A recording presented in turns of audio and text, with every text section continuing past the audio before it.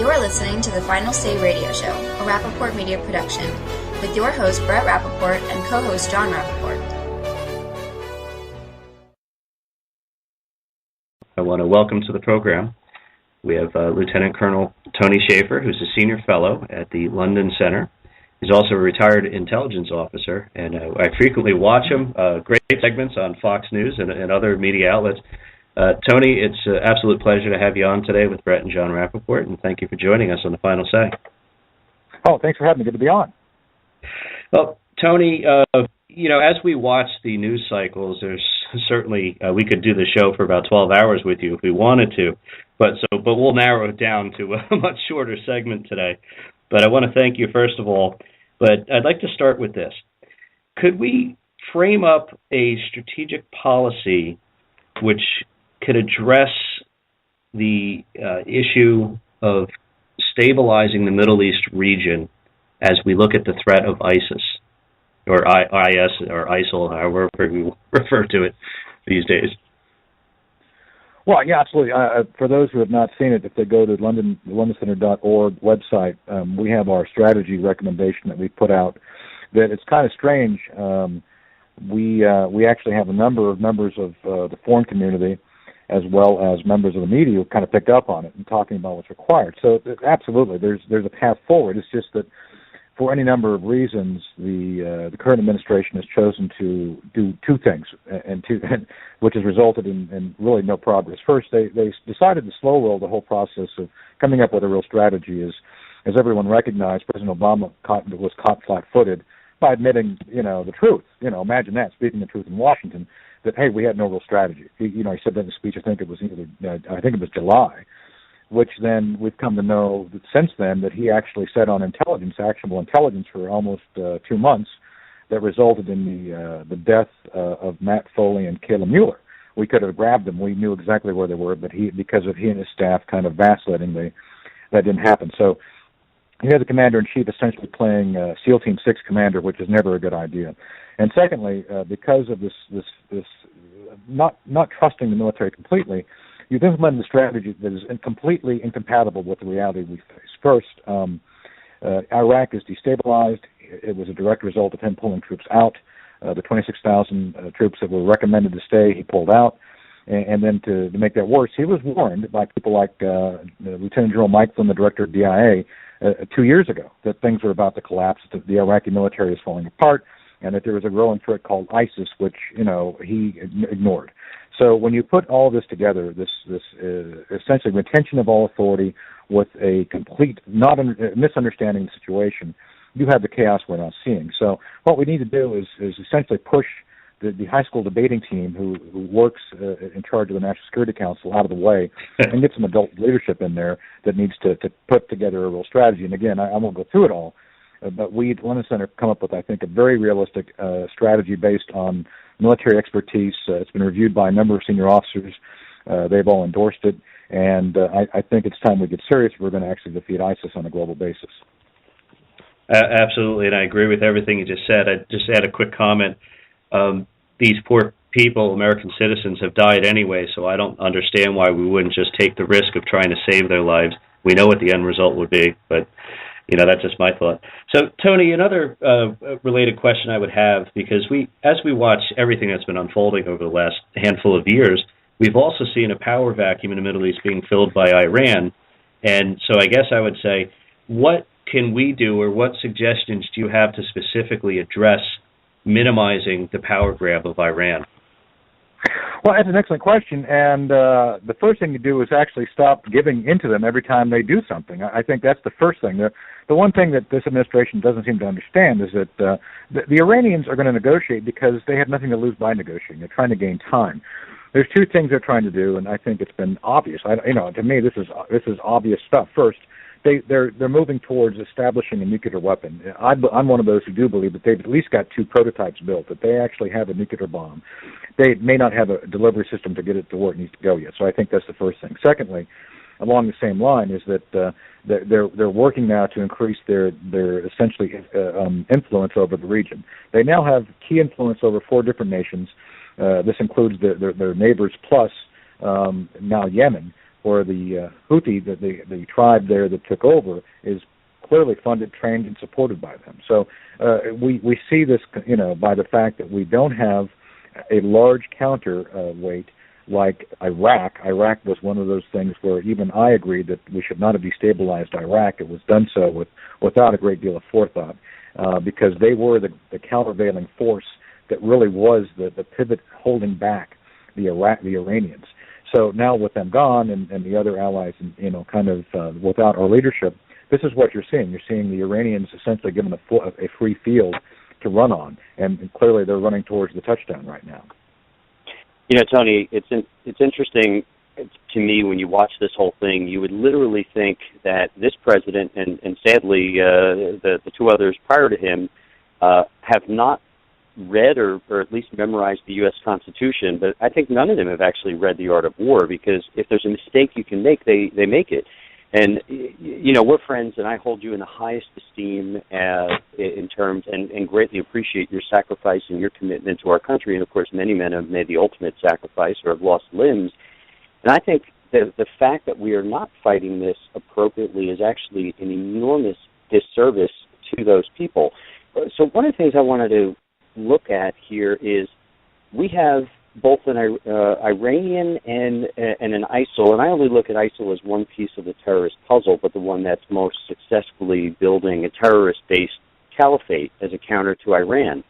When you look at both of those, and then you look at how easily people submit to this, isn't this to a large extent as much our own fault for leaving a power vacuum? If these people see the American military starting to look like we are basically 3-speed, slow, stop, and reverse, wouldn't it be in their best interest to start to cater to either the Iranians or to ISIL? Well, I think that's what you're seeing, and somewhat you're seeing enlightened self-interest too. Let me hit that in two parts. First, what you said was exactly correct. We don't need to concern ourselves, and I want to be blunt, about good governance. We have to worry about effective governance. And I would argue that clearly before we interfered with Libya, Gaddafi was an effective governor. He wasn't a good governor. People didn't like him, but he was effective. There was no power vacuum there. There was no space for Al-Qaeda or ISIS to gain ground. Well, we destabilized him, and there you go. Same in other places we're talking about. Again, Syria. Assad is no great man. He's not a good steward of governor, but he's an effective steward of governor. So the more we destabilize these places, the more chances other elements will come in and further gain ground. And so this is where we have to make a choice. Do we really want to push this really obtuse idea that if we remove these potentates, these dictators, that democracy will spring forth? Or do we actually understand that this part of the world does not have a tradition of democracy, and therefore will always go essentially to whatever force is most able to insinuate itself? And I think it's the latter. We've got to understand that to have democracy like ourselves, you have to have a certain degree of social maturity. You have to want it. You have to understand it. And clearly, these nations do not have the tradition.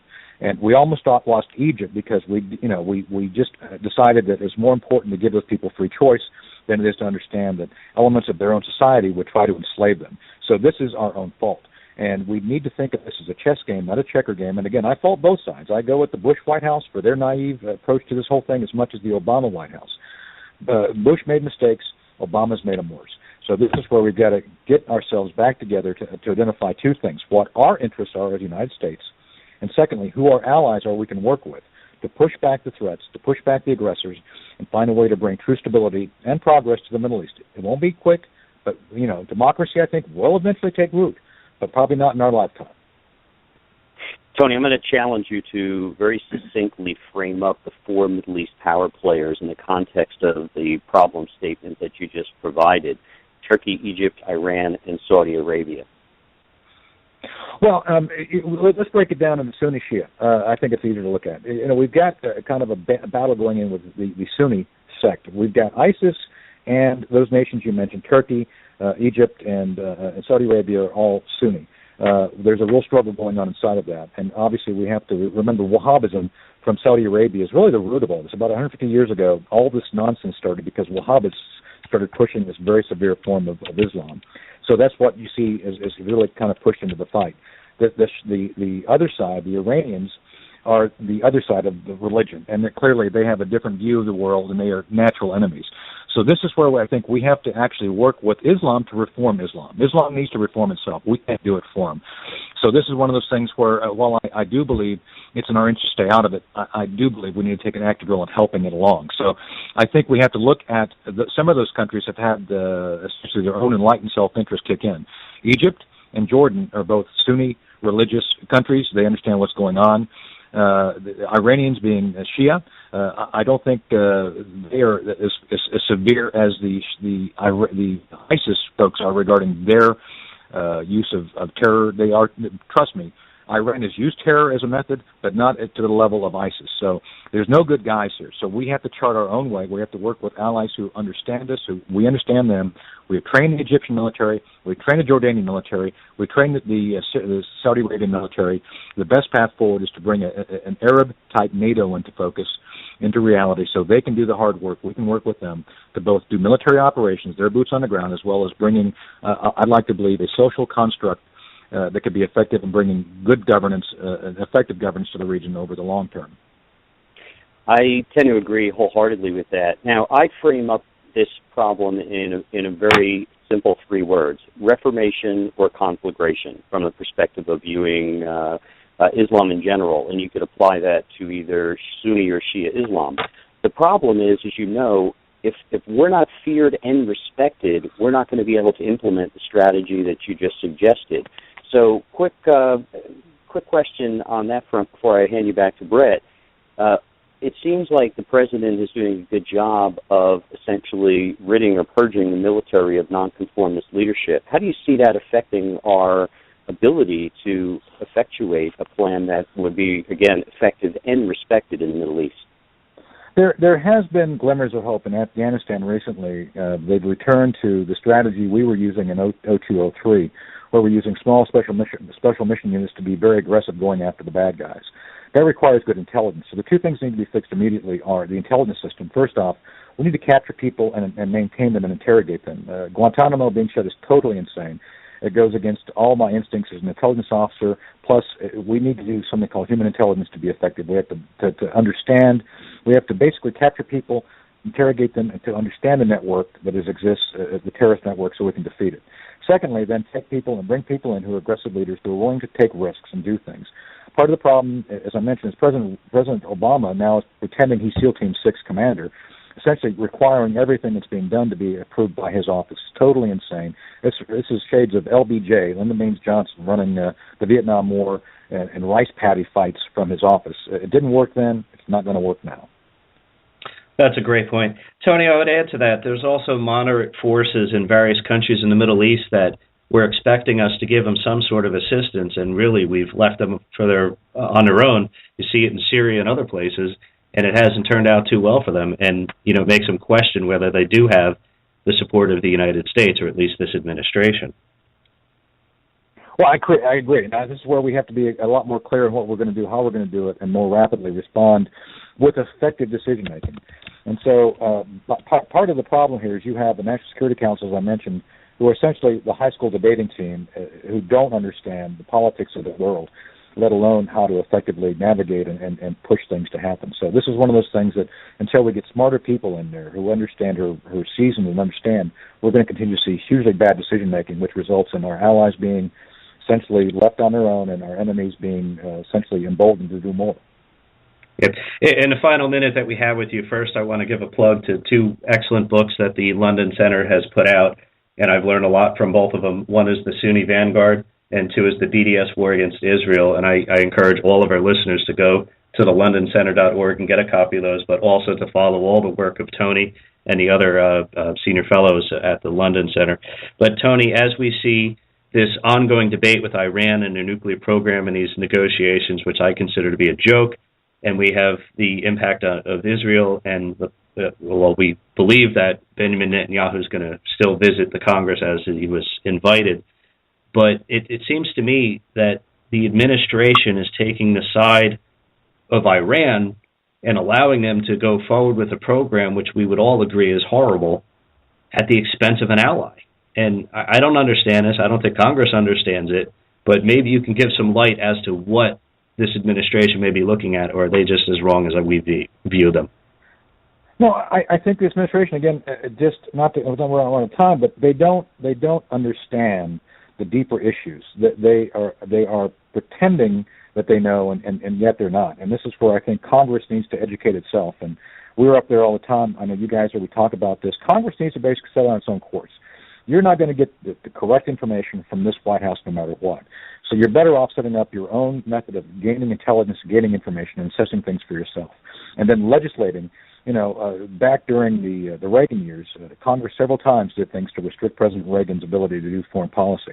This Congress has to do the same thing, but for a different reason. This president and his National Security Council are completely out of touch, and if they're left on their own devices, we will continue to see our allies and friends become less trusting of us, and our enemies continue to gain ground. That's as simple as that. Absolutely. Well, you're speaking with Lieutenant Colonel Tony Shaffer, who's a senior fellow at the London Center, retired intelligence officer. Tony, first of all, thank you so much for 30-plus years of service to your country, and that you continue to work so hard to educate all of us, including John and I, our listeners. So we appreciate it very much, and we look forward to seeing you soon down in D.C. Sure. Thanks for having me on. Good to be on. Thanks. All right. Take care.